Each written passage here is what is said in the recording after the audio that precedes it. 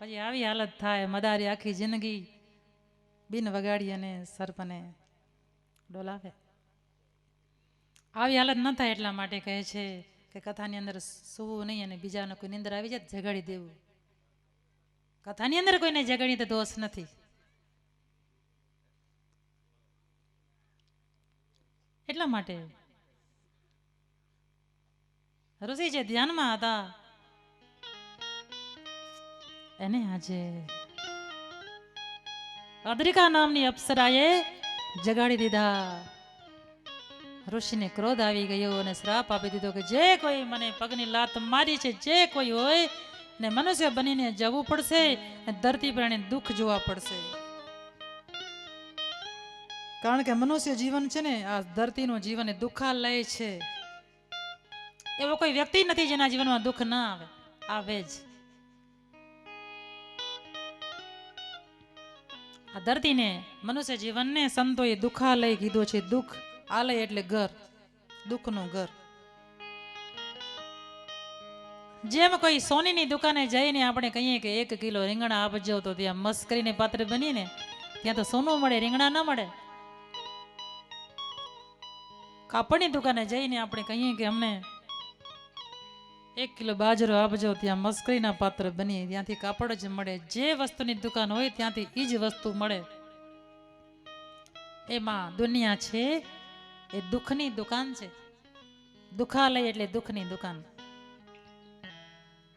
ત્યાં દુઃખ જ મળે. સુખ તો ભગવતી કૃપા કરે ત્યારે મળી જતું હોય છે, બાકી છે તો અહીંયા દુઃખ જ. પણ એવી રીતે જીવન જીવીએ એમાં ભગવતીની કૃપાથી કે દુઃખ છે સુખમાં પરિવર્તિત થઈ જાય. દુઃખને પણ જો સુખ માની લેવામાં આવે તો જીવન છે આનંદિત બની જાય છે. અને આ દુઃખને સુખમાં પરિવર્તિત કરવાની કળા છે એ કથા દ્વારા, સત્સંગ દ્વારા આપણને મળે છે. ગાયું છે ને એક સંતે, સુખ और दुख में आनंद रे वे हरी, सुख और दुख में आनंद रे वे हरदम हरि गुण गावे साधु हे साधु हो नर हमको भावे, साधु हो नर हमको भावे.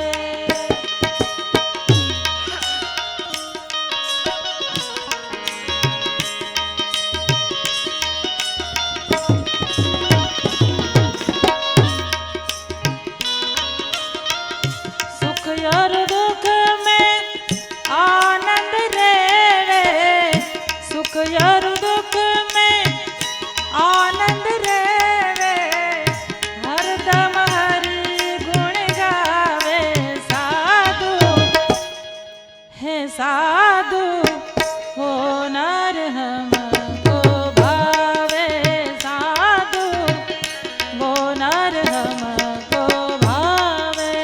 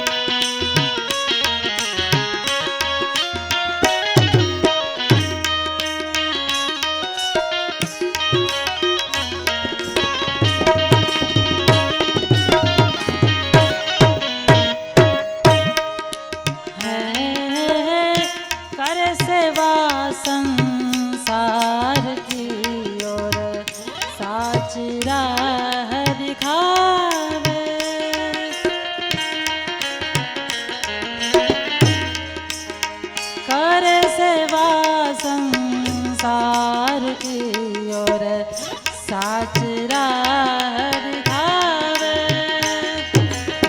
ધર્મ કરતા જો દાડ આવે તો ધર્મ કરતા જો ધર્મ કરતા જો દાડ આવે તો હિંમત હાર નહીં જાવે સાધુ હે સાધુ वो नर हमको साधु वो नर हमको भावे साधु वो नर हमको भावे सुख और दुख में आनंद रहवे हरदम हरि गुण गावे करे सेवा संसार की ओर साची राह दिखावे ભગવત કથા છે સત્સંગ છે આ દુઃખમય સંસારમાં પણ સુખી કેમ થવું એનો રસ્તો આપણને દેખાડે છે એટલા માટે સત્સંગ જરૂરી છે અહીંયા જે સમય આપીએ છીએ ને એ વ્યર્થ નથી જતો એ સમય આપણો સુધરે છે જીવન જીવવાની કળા આપણને મળે છે આવી ભગવતીની આ દિવ્ય કથા ઋષિ બેઠા હતા તપશ્ચર્યામાં એને તપભંગ થયો અદ્રિકા નામની અપ્સરાનો ચરણ લાગતા એને શ્રાપ આપી દીધો કે જાઓ મનુષ્ય બનીને દુઃખ ભોગવો અને એ શ્રાપ થયેલી અપ્સરાએ પછી જન્મ લીધો બાલિકા રૂપે માછલીના પેટથી અને એને ઉછરીને મોટી કરી એક માછી મારે હતી અપ્સરા એનો આત્મા બહુ ઉચ્ચ હતો શ્રાપવશ માછીમાના ઘરે મોટી થઈ બાકી વ્યાસજી જેવા ભગવાનના કલા અવતારને જન્મ આપનારી જનની કઈ સામાન્ય તો ન હોઈ શકે સત્યવતી એવું નામ પડ્યું પરાશર ઋષિ એને સત્યવતી નામ આપ્યું બાકી એનો શ્રાપને કારણે એનું જીવન એનું શરીર એટલું બગડેલું હતું એના શરીરમાંથી માછલીની દુર્ગંધ આવતી લોકો એનાથી દૂર રહેતા શ્રાપ હતો એ શ્રાપ વ્યર્થ ન જાય પિતાની એ લાડકી હતી જે પિતાએ એને પાળી પોસીને મોટી કરી હતી એ પિતાનો જે ધંધો હતો નાવ ચલાવવાનો પિતાને મદદ કરવા માટે એ પણ મત્સ્ય ગંધા પણ જે આગલા જન્મમાં અપ્સરા હતી એ પણ નાવ ચલાવી લોકોને સામે પાર પહોંચાડે અને એમાંથી જે કંઈ મળે એ પિતાને આપે ઉચ્ચ આત્મા હતી ને એટલે પિતાને મદદ કરે આમ ને આમ પરાશર ઋષિનો એને ભેટો થયો પરાશર ઋષિ વિચારે કે આ તો ઉત્તમ જીવ છે આમ ને આમ એનું જીવન વ્યર્થ ન જાય એટલા માટે કૃપા કરી એના શરીરમાં જે માછલીની દુર્ગંધ હતી દૂર કરી અને એના શરીરમાંથી કમલના પુષ્પ જેવી સુગંધ સતત આવતી રહેવા આશીર્વાદ આપ્યા સાથે સાથે એનું નામ આપ્યું સત્યવતી અને પછી કહ્યું બેટા તારે કહ્યું કે તો ભગવાને જન્મ લેવો છે તારી એવી તપશ્ચર્યા છે તને શ્રાપ થયો ને એ તો એક સંજોગ હતો પણ ખરેખર તો તું સાક્ષાત ભગવાનને આ ધરતી પર લાવી શકવાની તારામાં શક્તિ છે એટલા આશીર્વાદ આપ્યા અને એ સત્યવતીને ત્યાં જે પુત્ર થયા ભગવાન પોતે આવ્યા કલા અવતારથી વ્યાસ રૂપે એ બાળકનું નામ પડ્યું શ્રી કૃષ્ણ વ્યાસજીનું નામ શ્રી કૃષ્ણ હતું પણ પછી એણે વેદોનો વિસ્તાર કર્યો ને એટલે વ્યાસ એવું નામ પડ્યું આવા વેદ વ્યાસ ઋષિ જેમણે પોતાના માતાને ત્યાં જન્મ લઈ અને સત્યવતીના જીવનને ઉજ્જવળ બનાવી દીધું આ બધા સંજોગ હોય છે માં ભગવતીની ઈચ્છાથી આ બધું થતું હોય છે હવે વ્યાસજી પછી એમણે જેના માટેનો અવતાર હતો જગતને દિવ્ય જ્ઞાન દેવા માટે એક જ વેદના એને 4 વેદ બનાવ્યા શરૂઆતમાં એક જ વેદ હતો અત્યારે જે 4 વેદ છે ને ઋગ્વેદ યજુર્વેદ સામવેદ અને અથર્વવેદ પહેલા એક જ વેદ હતો જેનું નામ હતું ઋગ્વેદ એ પણ પરંપરાથી કોઈ લિખિત ગ્રંથ નહોતો. અંગીરા ઋષિ પોતાના શિષ્યને ભણાવે, શિષ્યો એને કંઠસ્થ કરે, એ પોતાના શિષ્યને ભણાવે કંઠસ્થ. આમ કરતા કરતા વેદો લખાયા નહોતા. એક જ વેદ જ્યારે દ્વાપર યુગનો અંત સમય પૂરો થવાનો આવ્યો ત્યારે ભગવાને વેદ વ્યાસ રૂપે અવતાર લઈ અને પછી વિચાર કર્યો કે હવેના લોકો કંઠસ્થ બહુ રાખી શકશે નહીં, એટલે એને ગ્રંથસ્થ કરવો જરૂરી છે. એટલે વ્યાસજી મહારાજે એક વેદના 4 વિભાગ કર્યા: ઋગ્વેદ, યજુર્વેદ, સામવેદ અને અથર્વવેદ. મહાભારત રૂપી 5મો વેદ પણ લખ્યો. અને આવા વેદ વ્યાસજીએ વિચાર્યું, નારદજી દ્વારા એને પ્રેરણા મળી. એમણે શ્રીમદ દેવી ભાગવતનું પણ આલેખન કર્યું, શ્રીમદ ભાગવત પણ લખી. પછી વિચાર કરે છે કે આવું દિવ્ય જ્ઞાન મને મળ્યું, અમારો જે દિવ્ય વારસો છે એ જગત સુધી પહોંચાડે કોણ? કોણ પહોંચાડે જગતના લોકો સુધી? એટલે ભગવતીને પ્રાર્થના કરી કે મને એવો પુત્ર આપો. અત્યાર સુધી પુત્રની ઈચ્છા નહોતી, પણ પોતાનો વારસો જગત સુધી પહોંચાડે એટલા માટે પ્રાર્થના કરી કે મને પુત્ર આપો. ભગવાન શિવ બોલ્યા,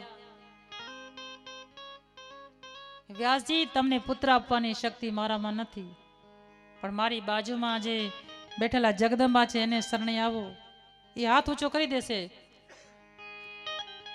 તો પછી કોઈ વાત, કોઈ પણ વસ્તુ દુષ્પ્રાપ્ય નહીં રહે, બધું તમને મળશે. માનું શરણું લે.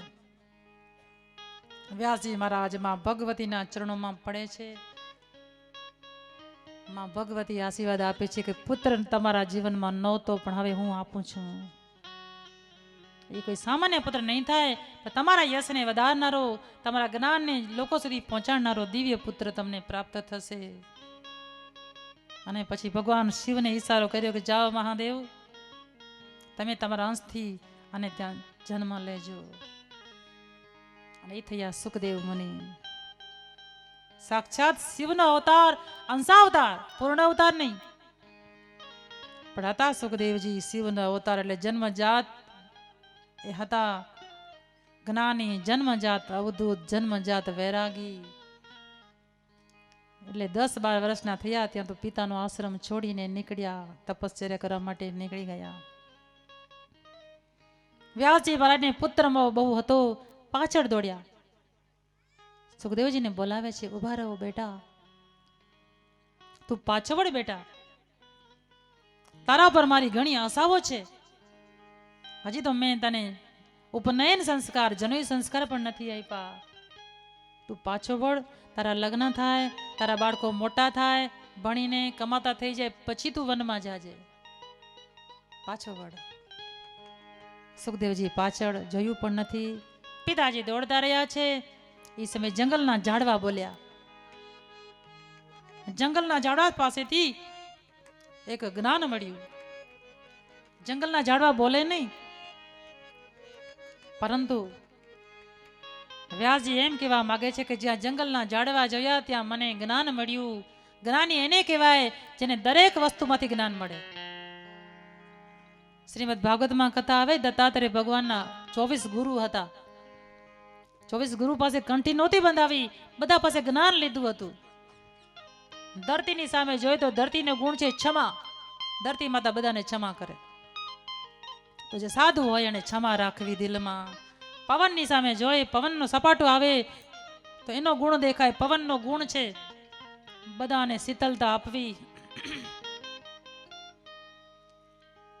અને સતત વહેતું રહેવું, ક્યાંય બંધાવવું નહીં. આ પવનનો ગુણ છે. તો સાધુ એને કહેવાય જેને કોઈ પણ વસ્તુમાં કે વ્યક્તિમાં એને બંધાવવું નહીં.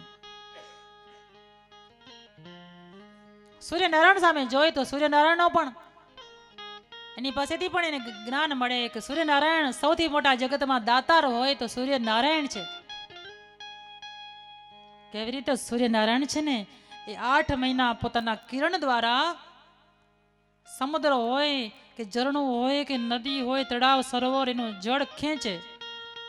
આપણે કહીએ ને બાષ્પીભવન થાય પાણીનું, એ સૂર્યનારાયણ પોતાના કિરણ દ્વારા જળને ખેંચે, સાગરનું ખારું પાણી હોય એને પણ ખેંચી આકાશમાં રાખે અને પછી એને મીઠું મધુર બનાવીને 4 મહિના, વર્ષા ઋતુના 4 મહિના આખી ધરતી પર એ પાણીને વરસાવી દે છે.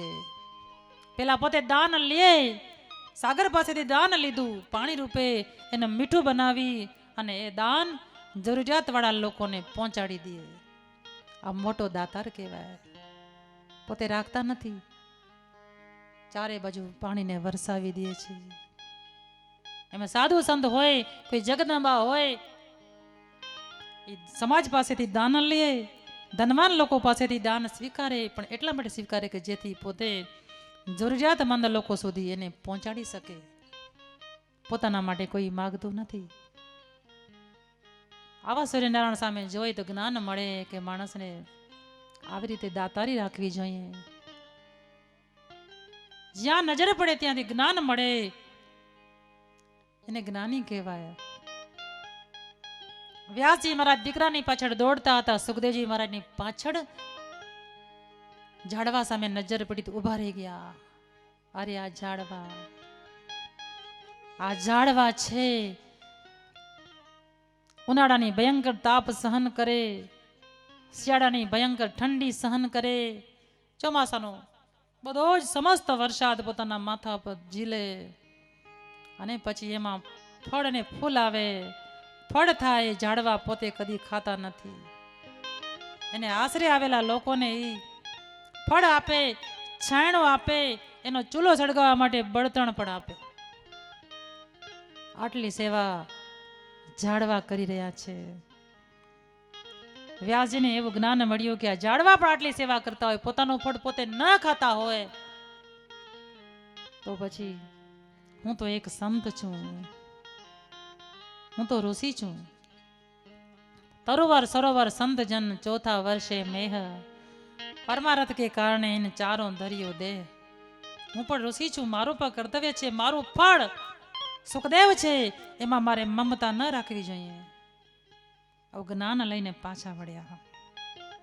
મનનું સમાધાન થઈ ગયું. બસ હવે જગદંબાએ મને દીકરો આપ્યો, એ જગતના કલ્યાણ માટે આપ્યો છે, માનો દીકરો છે, મારો નથી, જવા દીધો. અને સુખદેવજી જે સાક્ષાત શિવનો અંશ અવતાર હતા, એમણે દરેક સદગ્રંથોને લોકો સુધી પહોંચાડ્યા છે. એટલા માટે જ્ઞાની માણસો હોય એનું જીવન તો ઉપકારોથી ભરેલું હોય છે. ગાય માતાને આપણે માતા શા માટે કહીએ? કારણ કે એનું જીવન ઉપકારથી ભરેલું છે. દૂધ તો ભેંસ આપે, બકરી આપે, પણ ગાયનું દૂધ એટલા માટે ઉત્તમ છે કે ગાયના દૂધ પીવાથી શરીરના અનેક રોગ છે ને મટી જાય. ગાયના શરીરમાં 33 પ્રકારના દેવતાઓનો વાસ છે. એમ આપણે કહીને પૂજીએ છીએ ગાય માતાને. કારણ કે કેવલ પૂજવાથી નહીં, એને ઘાસ ચારો ખવડાવીને સેવા કરીએ ને પછી એનું દૂધ પીએ ને આપણા જીવનને સાત્વિક બનાવી દે છે. આવું દૂધ છે ગાયનું. મહાત્મા ગાંધી બાપુને કોઈએ પૂછ્યું હતું કે દૂધાળા ઢોર તો ઘણા જ છે, આ બધા દૂધાળા ઢોરમાં સૌથી શ્રેષ્ઠ ઉત્તમ દૂધ કોનું? બધાની અપેક્ષા હતી ગાંધીજી બોલશે કે ગાયનું દૂધ શ્રેષ્ઠ છે. ગાંધી બાપુ ત્યારે એટલું બોલ્યા હતા કે સૌથી શ્રેષ્ઠ દૂધ હોય તો બકરીનું. એ પોતે બકરીનું દૂધ પીતા. એટલે પ્રશ્ન પૂછનારાઓને શંકા થઈ કે ગાયને પૂજનારો આ ભારત દેશ અને એના રાષ્ટ્રપિતા આજે બકરીનું દૂધ ઉત્તમ કહે છે. એટલે પૂછ્યું, ગાંધી બાપુ બોલ્યા કે બકરીનું દૂધ ઉત્તમ એટલે કે બકરીનું એની પાચન શક્તિ એવી છે કે ગમે એવી જડીબુટી ખાઈ જાય અને પાચન થઈ જાય, એટલે એનું દૂધ જ પીએ ને તેમાં આપણી પાચન શક્તિ પણ સારી થઈ જાય. તો પછી ગાયને શા માટે પૂજવામાં આવે? ત્યારે ગાંધી બાપુ બોલ્યા હતા કે તમે એમ પૂછ્યું કે દૂધ કોનું ઉત્તમ, એટલે મેં મારી મતિ પ્રમાણે કીધું ગાયનું દૂધ, બકરીનું દૂધ ઉત્તમ છે, પણ ગાયનું દૂધ કઈ દૂધ નથી, એ તો ધરતીનું અમૃત છે. ભાગશાળી હોય ને દૂધ, ગાયનું દૂધ પીવા મળે. આજે આપણને નથી મળતું ગાયનું દૂધ, કારણ કે ગાયની સેવા આપણે છોડી દીધી છે. જ્યાં સુધી ગાય મોટા મોટા શહેરોમાં આ પરિસ્થિતિ, ગાય દોવા આપતી હોય ત્યાં સુધી બાંધી રાખે, પછી છૂટી મળી દે. જ્યાં ત્યાં ભટકે અને કોથળી આ બધું ન ખાવાનું ખાય. જો ગાયનું દૂધ પીવું હોય તો ગાયને પાડવી પડે, ગાયની સેવા કરવી પડે તો મળે. અથવા ગાયની સેવા જ્યાં થતી હોય, ગૌશાળા હોય, તેમાં જગદંબા જેમ ગાયની સેવા કરે આ લક્ષ્મી, એવી જગ્યાએ ત્યાં આપણે સહાયતા કરીએ ધનથી મનથી, તો આપણને દૂધ મળે. એટલા માટે સર્વશ્રેષ્ઠ ઉત્તમ નહીં, પણ ગાયનું દૂધ છે, ધરતીનું અમૃત છે. પણ આવી ગાય છે પોતાનું દૂધ નથી પીતી. ગાવલડી પોતાના દૂધ નથી પીતી રે, ઉપકારી એનો આત્મા.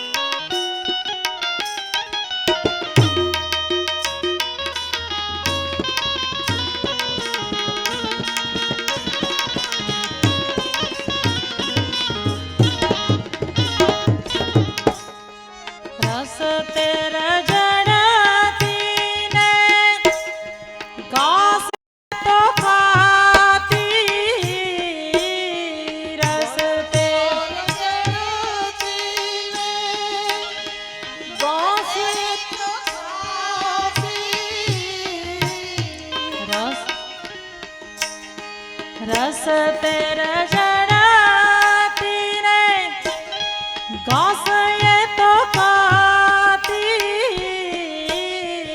रस तेरा जड़ाती रे, घास ये तो खाती। जीवली गावालड़ी ए पकाना दूध नथी पीती रे, उपकारी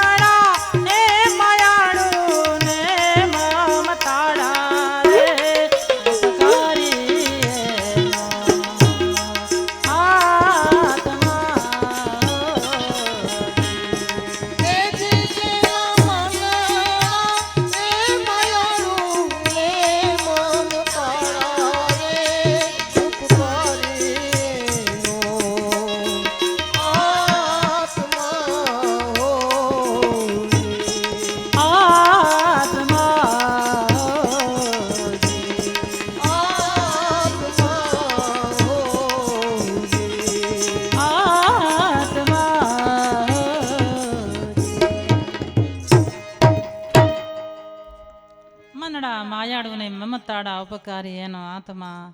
ગાવરડી પોતાના દૂધ નથી પીતી રે, કારણ કે ઉપકારી એનો આત્મા. ઝાડવા ફળ પોતાના નથી ખાતા રે, કારણ કે ઉપકારી એનો આત્મા. સાગરીઓ ન પહેરે મોતીડાની માળા, કારણ કે ઉપકારી એનો આત્મા. કવિ કાગબાપુએ આ સુંદર ભજનની રચના કરી છે. એટલા માટે ગાયનું દૂધ જે અમૃત જેવું છે ધરતી ઉપરનું, બહુ ભાગશાળી હોય એને જ પીવા મળે. એક ઠેકાણે સમાચાર પત્ર હોય ને, ન્યૂઝ પેપર, એમાં જાહેર ખબર આવી.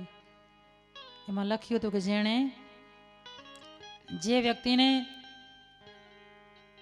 લીલા ચારામાંથી દૂધ બનાવવાનું મશીન જોઈતું હોય એ આ સરનામે આટલા રૂપિયા મોકલે.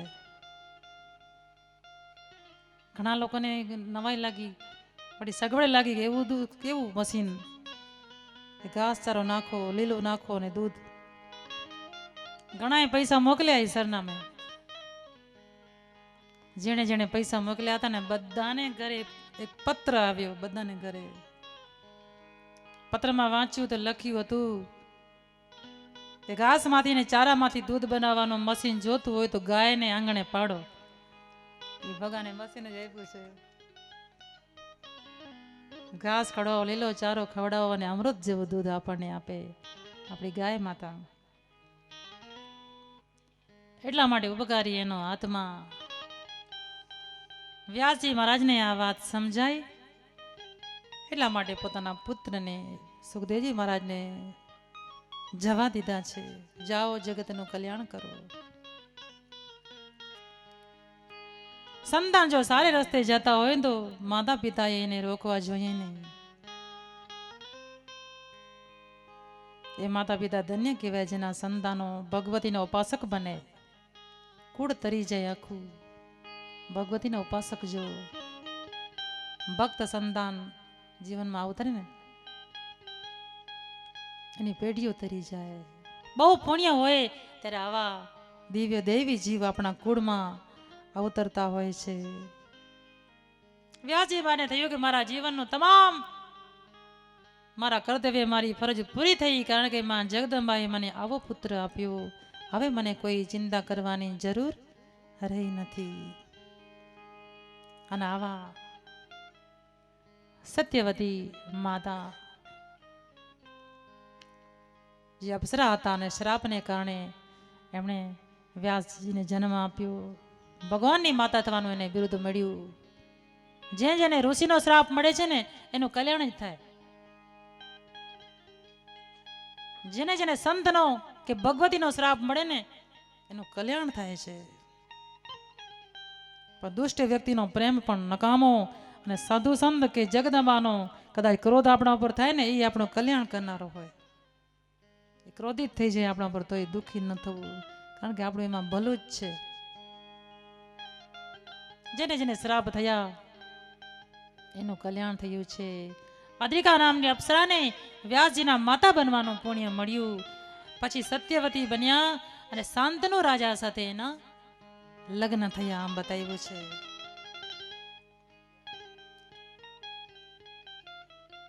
ત્યાર પછી શ્રી ગંગાજી આ ધરતી પર શ્રાપિત થઈને આવ્યા, એની કથા કહી. શ્રી ગંગાજીને પણ શ્રાપ થવાથી બ્રહ્મલોકને છોડી, વૈકુંઠને છોડી ધરતી પર આવવું પડ્યું હતું. એને કોનો શ્રાપ હતો એને દર્શાવતા કહે છે કે ધરતી પર ત્યારે સતયુગ ચાલતો હતો અને એક સૂર્યવંશી રાજા જેનું નામ હતું મહાભીષ રાજા રાજ્ય કરતા હતા. એકવાર પોતાના તપોબળથી એ સદેહે બ્રહ્મલોકમાં ગયા. બ્રહ્મલોકમાં એ સમયે દિવ્ય સંગીતનો સમારોહ હતો.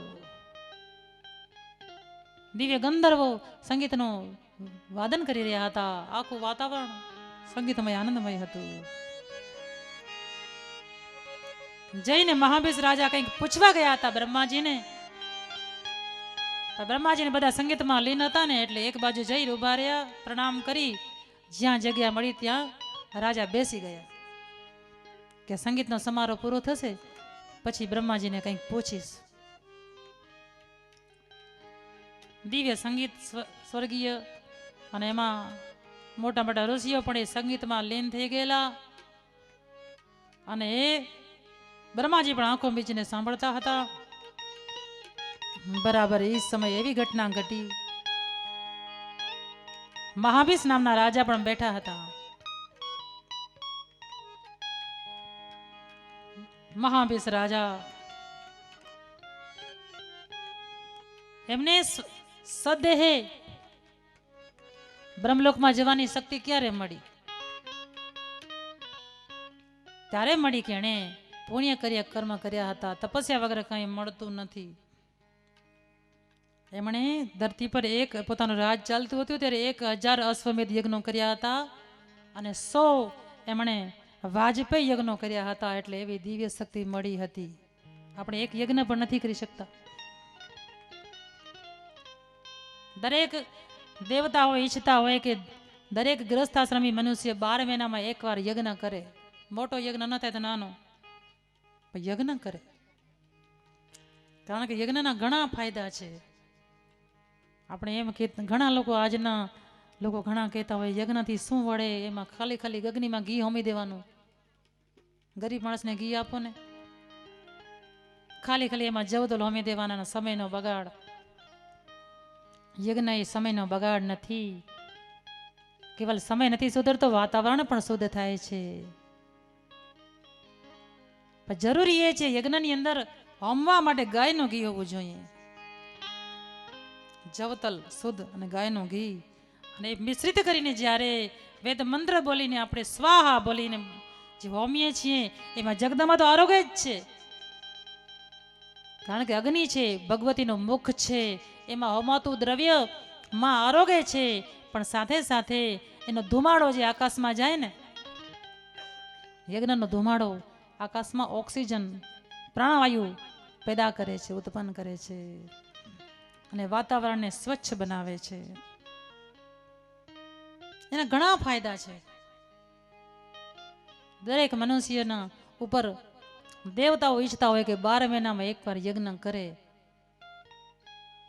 પણ એ આજના સમયમાં બહુ શક્ય રહ્યું નથી. પહેલાના જીવનમાં તો મનુષ્ય જાગતા જ દરેક યજ્ઞ કરતા. નાનો યજ્ઞ અગ્નિની અંદર 2-4 ચમચી ઘીની હોમી, જવતલ હોમીને માં ભગવતીને જમાડવાની ભાવનાથી યજ્ઞ કરતા આજ પણ કરે છે કરનારા.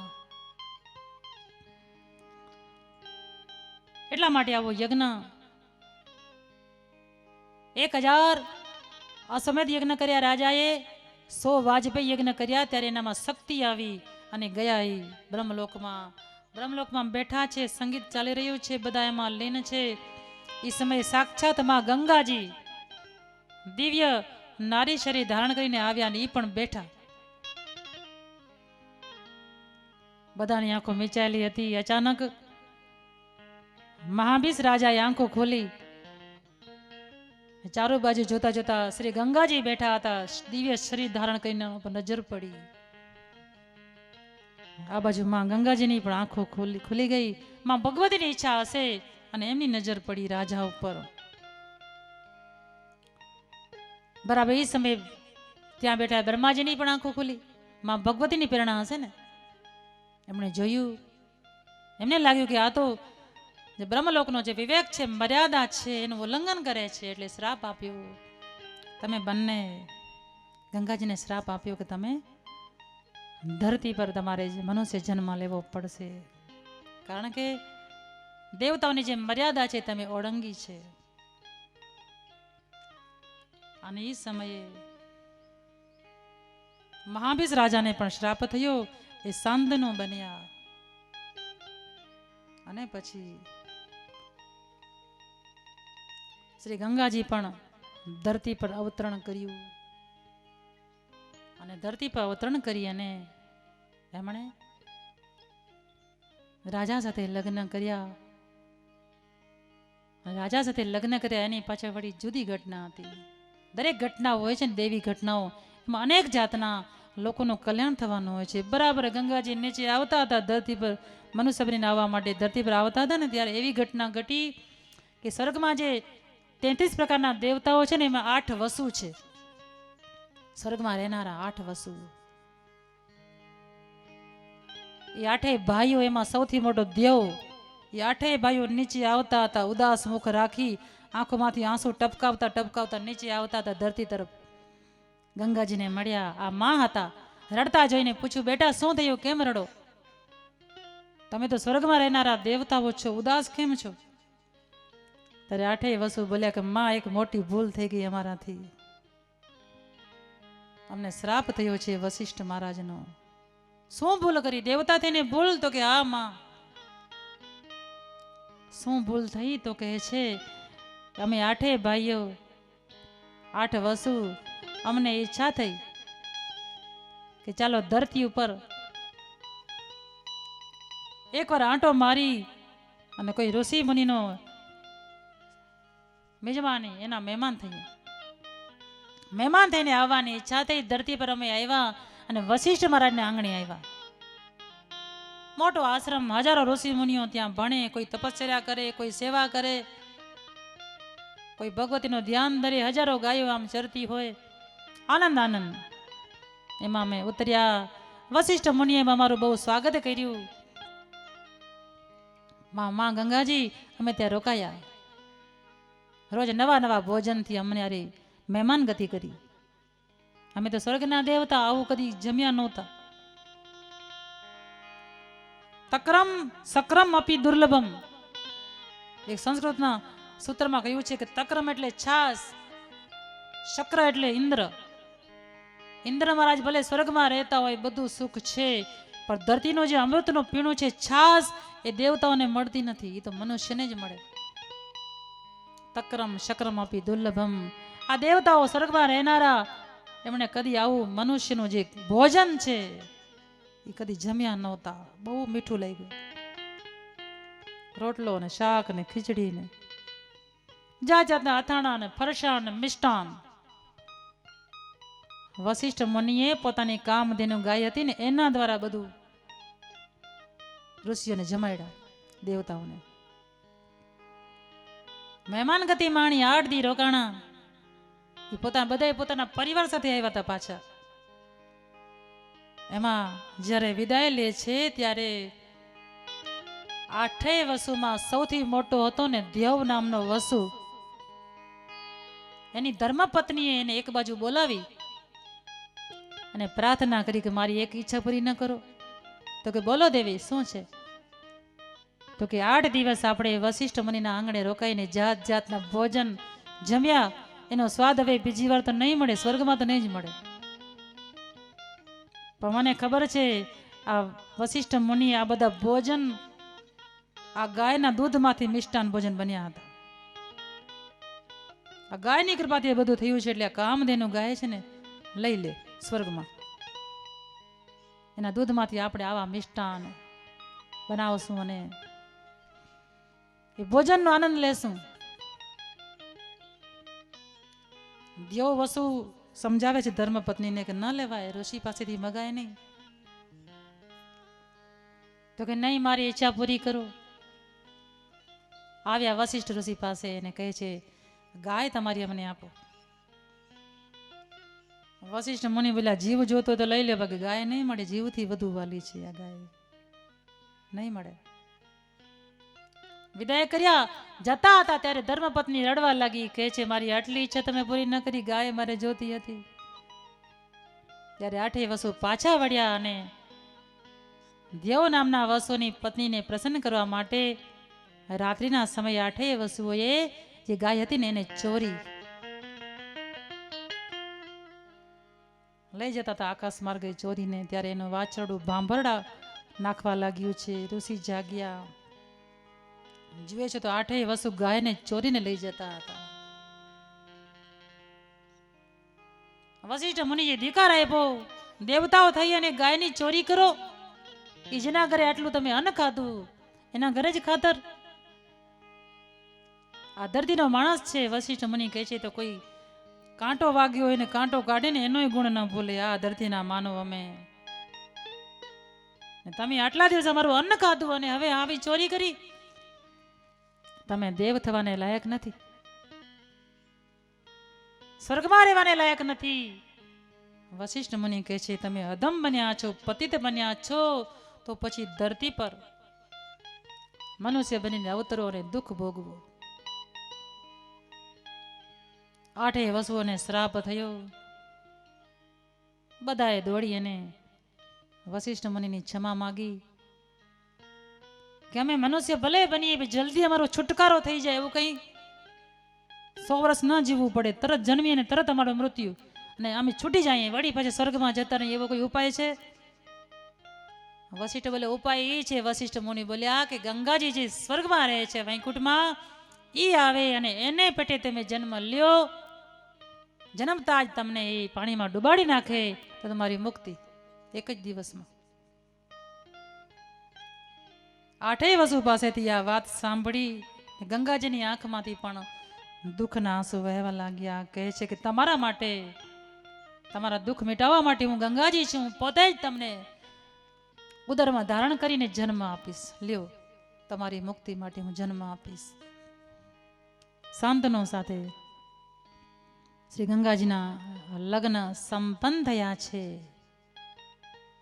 ગંગાજીએ એમની સાથે એક શરત રાખી છે, હું ત્યાં સુધી જ તમારી સાથે રહીશ જ્યાં સુધી તમે મને કોઈ કાર્ય કરતા અટકાવશો નહીં.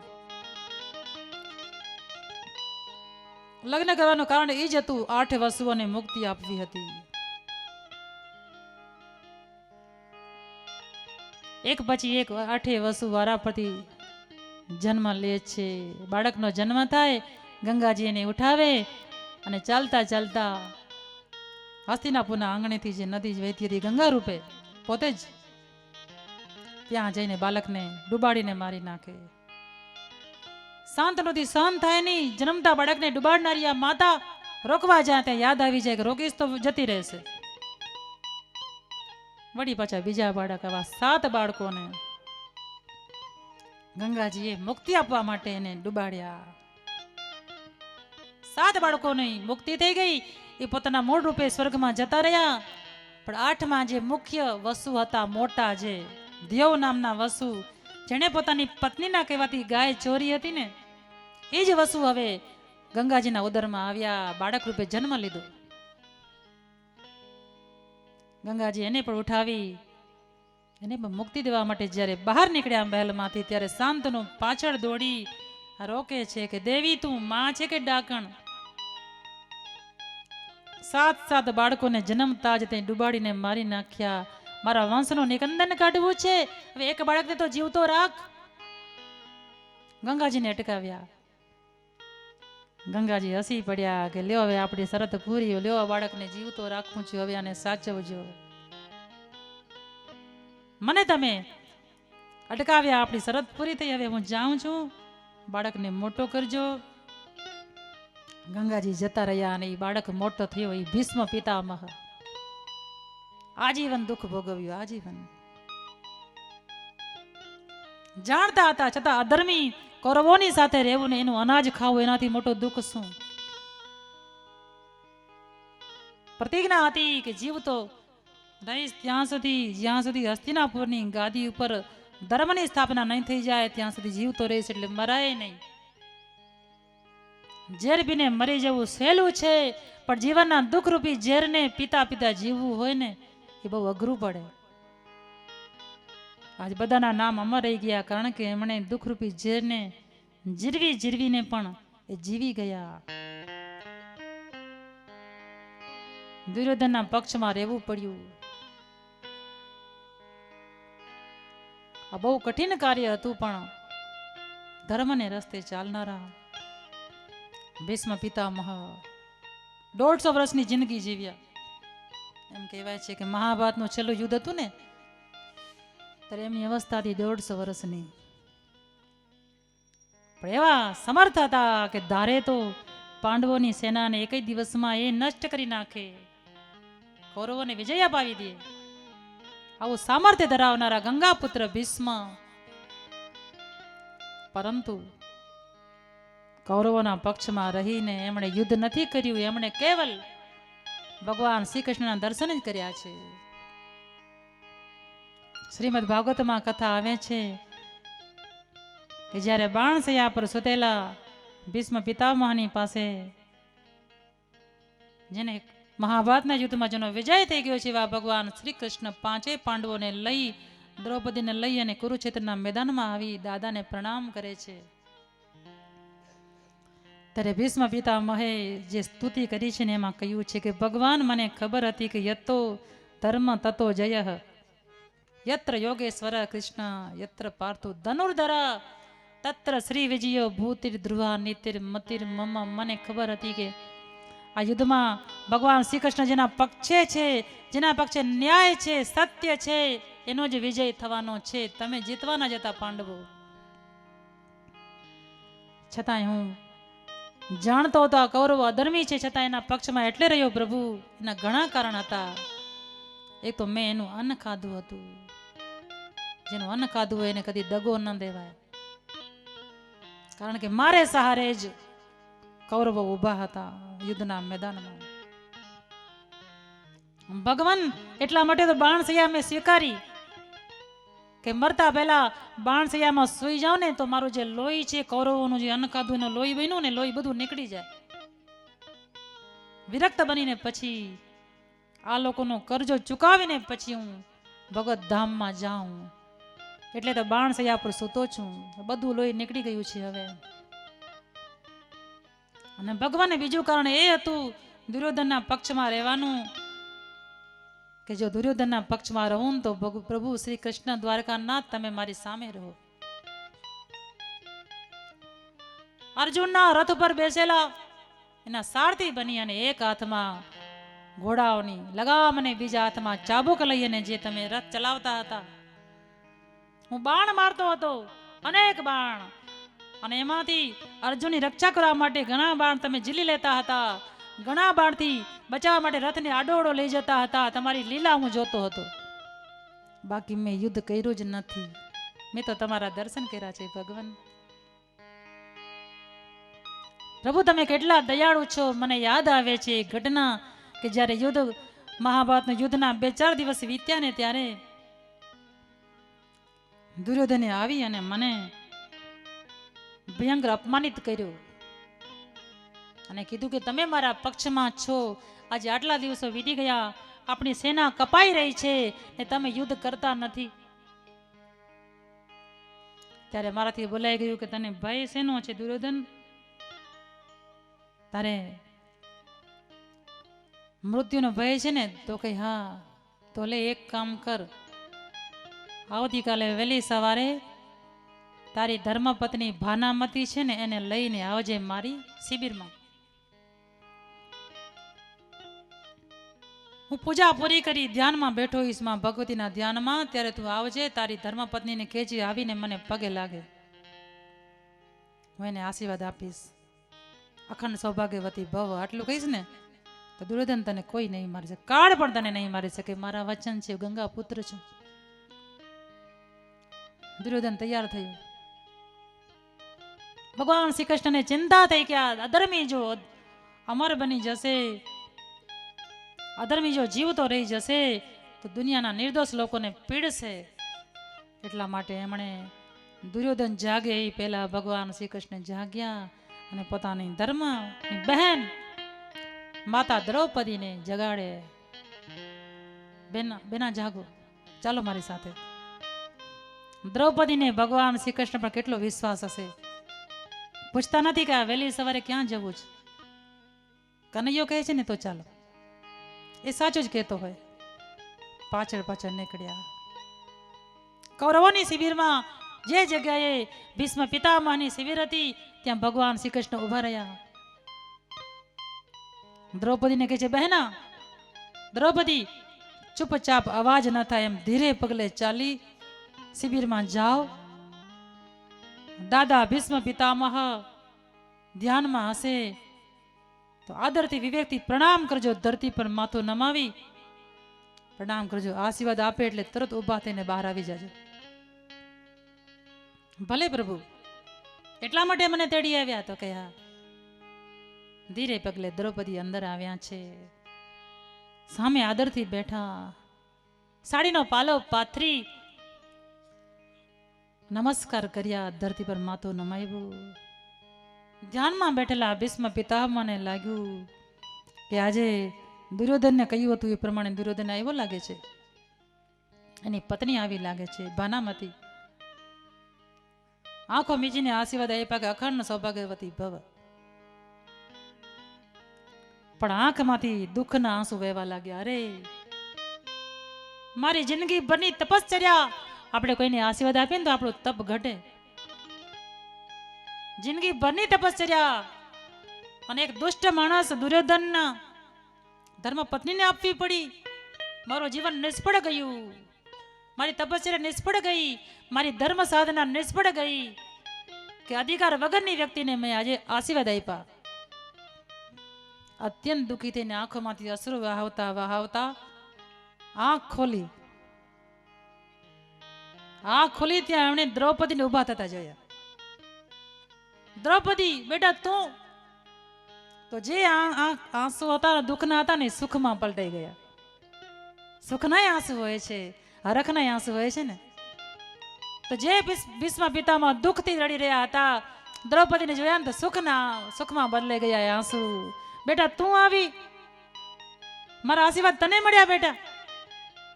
અરે હું ધન્ય થઈ ગયો, મારી જિંદગી બની તપસ્યા આજ સફળ થઈ, આજ મારા પુણ્ય સફળ થયા, મારું જીવન સફળ થયું. બેટા દ્રૌપદી મેં તને આશીર્વાદ આપ્યા. પણ બેટા હવે એટલું કહેતી જા કે આટલી વહેલી સવારે તું કદી આવતી નથી, આજ તને આવવાનું સૂઝ્યું કેમ?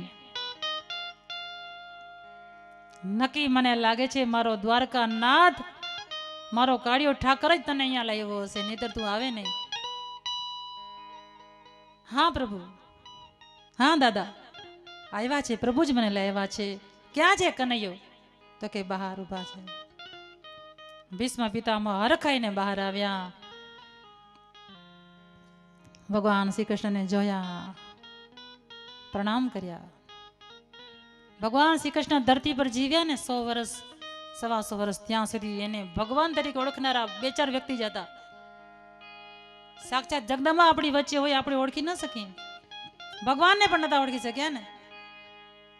એક ભીષ્મ પિતામહ જાણતા હતા કે આ આખા બ્રહ્માંડનો અધિપતિ મનુષ્ય બનીને આવ્યો છે. એક વિદુરજી જાણતા હતા, એક વ્રજની ગોપીઓ જાણતા હતા કે કનૈયો છે શ્રી કૃષ્ણ સાક્ષાત ભગવાન છે. બાકી કોઈ ઓળખી શક્યું નહોતું. ભીષ્મ પિતા જાણતા હતા ભગવાન છે, પ્રણામ કરે છે. ભગવાન કહે છે વરદાન માગો. દાદા શું જોઈએ? તો કે હવે તમે મારા આશીર્વાદની લાજ રાખી લીધી, એનાથી બીજું મારે શું જોઈએ? નહીં તો દુર્યોધનને આશીર્વાદ મળી જાત તો મારું જીવન નિષ્ફળ જાત પ્રભુ.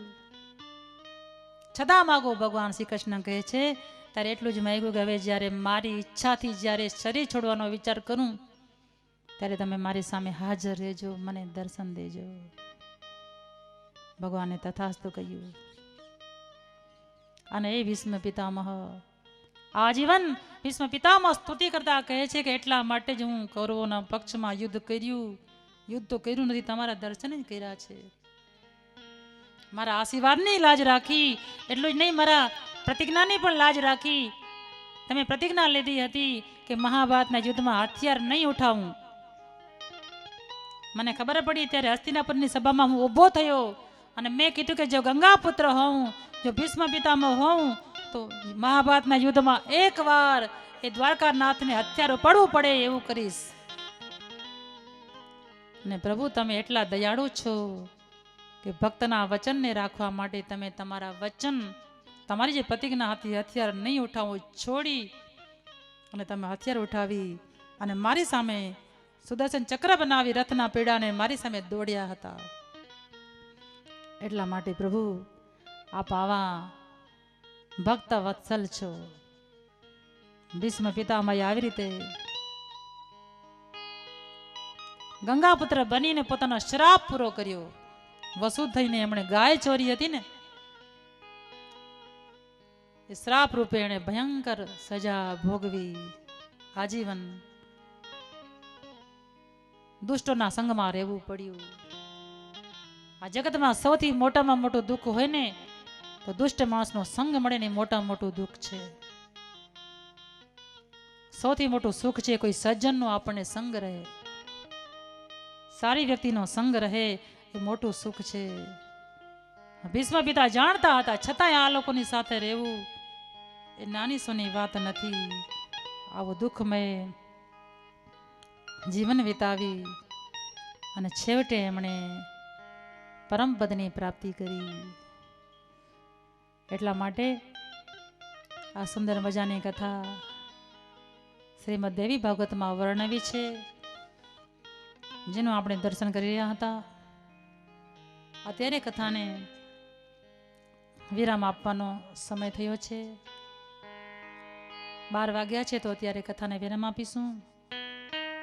આવેલા તમામ ભક્તો, મહેમાનો, જ્ઞાતિજનો, આપ સૌનું માં પીઠળના ધામમાં, આ લક્ષ્મીમાના ધામમાં હાર્દિક સત્કાર. માવતી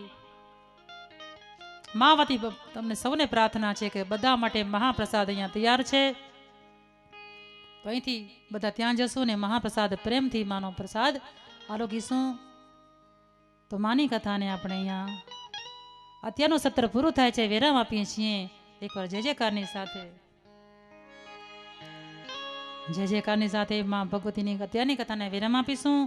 ફરી વાર 3 વાગે આપણે બધા ભાવ અને શ્રદ્ધાથી બોલીએ પીઠળ માત કી જય, સોનલ માત કી, આવળ ખોડિયાર મોગલ માત કી, દ્વારિકાધીશ કી જય, કૃષ્ણ કનૈયા લાલ કી જય, ભાગવત ભગવાન કી, ચામુંડા માત કી જય, સનાતન ધર્મ કી જય, ભારત માતા કી જય. ઓમ